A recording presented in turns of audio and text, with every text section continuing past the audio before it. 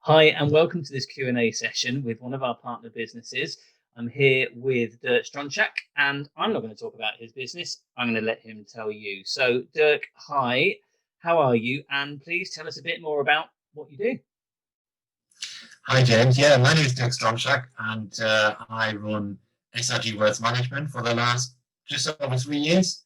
So SRG Wealth Management is a financial planning company. And in the main focus, really, I help clients make smart decisions for their financial future.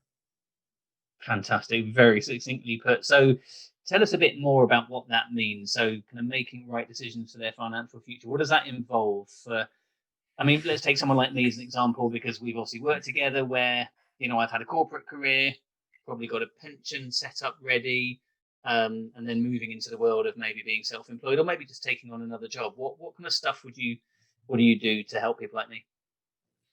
Yeah, I think probably maybe if I take this a little bit back, I think one of the reasons why I set this up was I originally come from Germany, and over there the whole retirement planning is completely different. You've got a much better sort of like protection. When I then moved over to the UK, it was more or less, you have to save for your future. And but what I found is the two employers I worked, there was not a lot of advice given. You had contribution to your pension plan and other benefits, the holiday and medical, that area, but you never really understood all of it. You had to really research a lot of things on the internet, and I think this is where what I noted, really, even working in the finance sector, a lot of my colleagues didn't really know, what does it actually mean if I put another £50 extra into my pension plan? What does that mean, when I'm 60 or 65? And I think a lot of people, when they're really young, they are, I wouldn't say not interested, but obviously, you live now. You don't live and think about what's happening 40 years from now on. And so therefore, a lot of people don't really think about it until they're probably sort of like 40s and 50s, or when they have a career change. Like yourself, you're in sort of like, as you said, you're in an area where you were employed and then you went self-employed, and then once you sort of like are a bit more established, you then think about it. Well, what have I actually done now to show for that time when I'm actually maybe selling my business type of thing? You know what I mean? Yeah, and I think there's an element of, from my perspective, if I don't know what I don't know, I only know what was put in front of me in terms of being an employee and the options I had. But actually, I know from talking to you, there's just so many options with varying degrees of risk and varying degrees of reward, I guess, for want of a better word. Yeah, and this is the thing, is I think there's so many areas. So financial planning is not just pension and maybe a life insurance or a mortgage. That's mainly what people are coming across or in touch with really over the years. There's so many different areas. But because finance, the world of finance, you probably will have 1,500 different jargon words. And soon it gets complicated. People, I put my head in the sand and then that's it.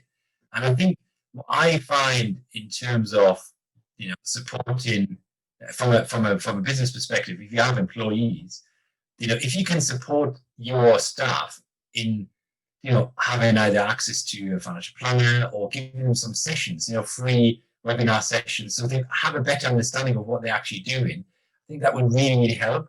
And this is what I never experienced in my previous career, and this is what I find all the time. These little, have you put enough money in? Have you matched a contribution from your employer?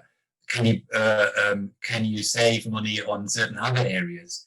Can you get some tax back because you paid money into your pension? All these things, I think probably 85% of the work for people wouldn't really know how to answer them. Mm. And so, we kind of use me as an example as someone who, an individual that's kind of been in a corporate role and in employment, moved out to be self-employed. What kind of other people or businesses do you work with beyond the self-employed?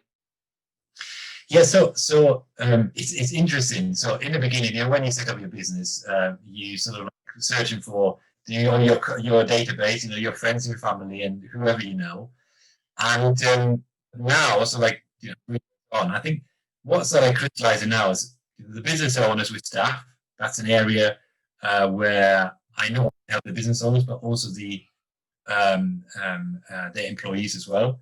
Then I, through family members and friends of theirs, I started working with NHS professionals, especially consultants who, like the surgeon or radiologist, because they experience some completely different areas of, say, problems or misunderstanding, because their pension plan with the NHS is really complicated. And a lot of them faced additional tax charges over the last few years because being member of their NHS pension plan. So that is an area I help quite a lot of people with. And then I picked up quite a lot of people who, like yourself, over the years, have maybe 3 or 4 different jobs. And so therefore, I have 4 pension plans. What do I do with them? Have they actually performed? As soon as I get my pension statement, usually what happens, they go in the drawer, and you never review them. And so that is sort of like the 3 areas really where I see it's sort of like the most common clients. But in general, I could help anyone. It's literally from the person who starts a business to the person who maybe starts their first job. Because at the end of the day, I think sometimes having that even a 10-minute conversation will help them make it so much easier or so much better decision for the next probably 10, 20 years. You know what I mean? Definitely. And as we do this now, it's October 2020. We've had the joy of COVID and lockdown and all the impacts that's brought. So what challenges has that brought around, I guess, for you and what you do, and how have you helped other people who have had challenges themselves? Yeah, so obviously my business as a financial planner is really face to face. So I see my clients on a regular basis. Your usual coffee chat in between, but you have 1 or 2 meetings a year to then discuss, what's happened in the last 6 months or the last 12 months. So that's obviously come completely out of the window at the moment and in the last few months. But the interesting bit is, we all had these services, what we use it now, Zoom or other digital services. We've had them for years and we didn't really utilize them. No. And this is now a way I find it's so more efficient for all parties. I can now have more client meetings a day, so I can have them more often as well. There's no travel anymore. I clients all over the Northwest, but I've recently signed up clients even further afield now, because now, space, it's not really an issue now.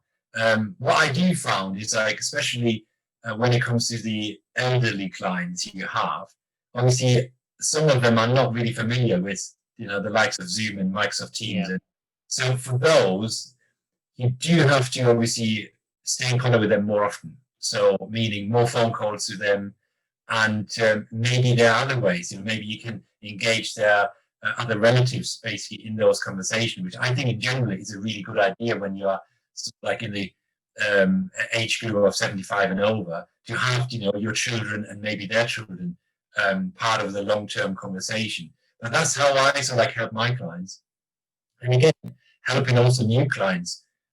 Having conversation now via these medias, and hopefully it's soon, when it's all over, then we can meet up face to face again, because that's what I really prefer. Yeah, I entirely agree. And I think it's a good point you make about people involving kind of other members of their family, because not only to help make the right decision and think give them the confidence, because more often than not, and I guess as you say, specifically that age segment, we need that reassurance and we need someone we trust implicitly, like a family member, to back up what they'd hear from you. And I guess the other benefit is equally the people, their family members who are there, are also probably reflecting on it and thinking, actually, I know I'm here for my mum or dad, but it's got me thinking. And I look at it, and our eldest son, he's almost 25, and he's not got a plethora of pensions or loads and loads of investments to worry about, but he's been sensible and we've helped him be sensible with ISAs. And he'll get to a point where maybe he's in his 30s where he might say, actually, I know what you did with Dirk, and I know it's helped you, and I can see the benefits of it now, and those decisions you made are really coming through to fruition. Am I too young? Should I think about it? Can I talk to Dirk? And it's great, to have that conversation sooner rather than later. Yeah, I totally agree. I think I always encourage people to invite their family members to meetings, and you can obviously organize this in a way that you don't really talk about really specific things if you don't want to include that, but really have a grown-up conversation, because we all know there's this unfortunately limited time we are here on this planet, and so therefore you have to make the most of it. That's obviously a key thing. But on the other side, you sort of have to think, well, what's going to happen? When I pass away, how can I leave my wealth obviously to the next generation? I think that's really important. Yeah, I agree.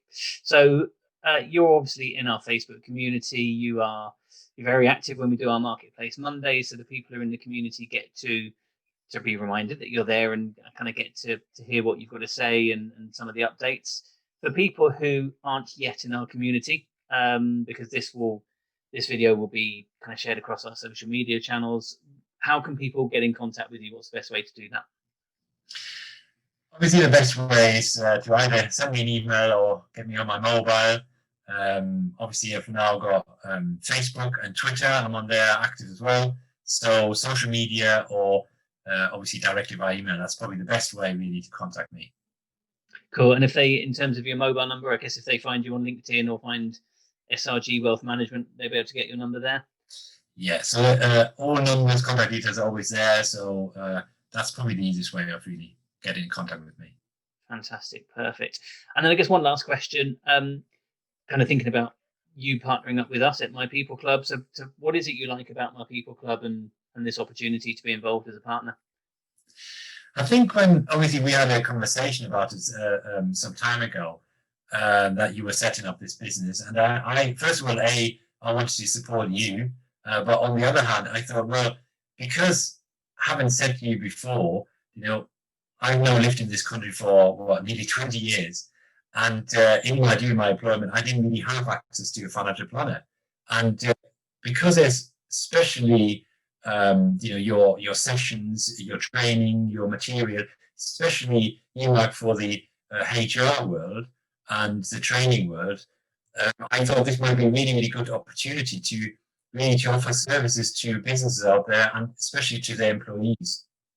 They have someone they can contact and ask them those questions they always want to know, or go through maybe their financial situations to then establish, do I need to save a bit more money now, or can I wait for another 5 years, or how would that really impact on my future? And I think that's one of the key things, to get out there, to educate people more and help them making smarter decisions. Yeah, fantastic. And that's what we're trying to do. We're just trying to provide everything under the one roof, and it's not just about us, it's about brilliant people like you. So thank you. So if you are a full member or a free member watching this video, then go to the business directory on a website. You will find Dirk on there, more information about him, what he does, and those very important contact details. And if you are watching this on one of our social media channels, then please do find Dirk on LinkedIn, on his Facebook page, or website, and so forth. As he said, there's lots of ways to get in contact, and we fully recommend you do. Dirk, thank you for your time this afternoon. Thank you, James. And wish you all the best. Speak to you soon. Yeah, cheers. Okay, bye.